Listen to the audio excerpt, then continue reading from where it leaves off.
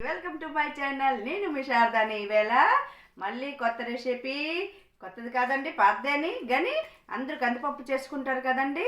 ఈవేళ మనం పెసరపప్పుతో పప్పు టమాటా ఎలాగ చేసుకుంటామో చూద్దాం. మరి పెసరపప్పు, టొమాటో, చిల్లీ, జీలకర్ర, వెల్లుల్లిపాయలు, చిల్లీసు, ఇంకా ఆనియన్స్ కట్ చేసి తీసుకుంటామండి. సాల్టు తగ్గట్ట ఆయిల్, కొంచెం పోపుకండి.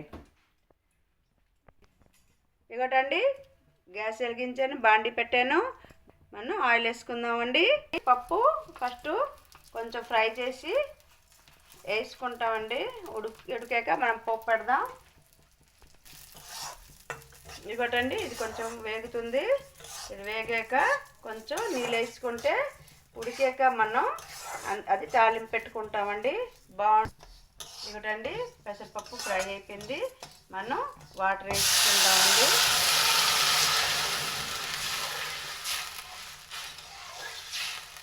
చూడండి, మనం మూత పెట్టిస్తాం.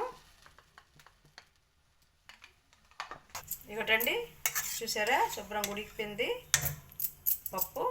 దాన్ని మనం పప్పు ఇది తీసుకుంటామండి. మళ్ళీ పోపు పెట్టుకున్నాం. ఇగోటి చూసారా, పప్పు శుభ్రం ఉడికిపోయింది. మనం పోపు పెట్టుకుంటున్నాం.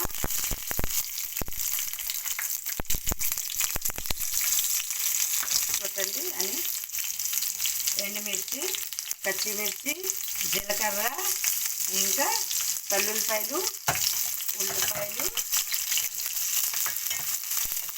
వేస్తున్నామండి. ఇగోటి ఫ్రై చేయాలి. ఫ్రై అయిపోతే టొమాటో, ఇగోటండి టొమాటో వేసుకున్నాం. టొమాటో వేసిన తర్వాత అండి సాల్ట్ వేసుకున్నామా.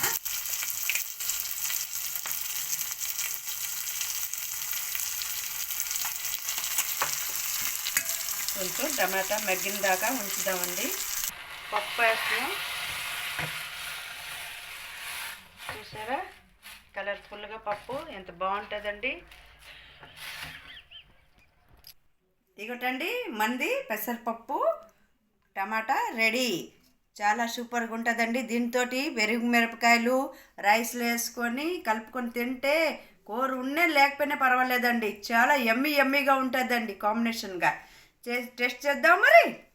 ఇగోటండి, మన పెరుగు మిరపకాయలును పప్పు రైస్తో కలుపుకొని తింటే యమ్మీ టేస్టీ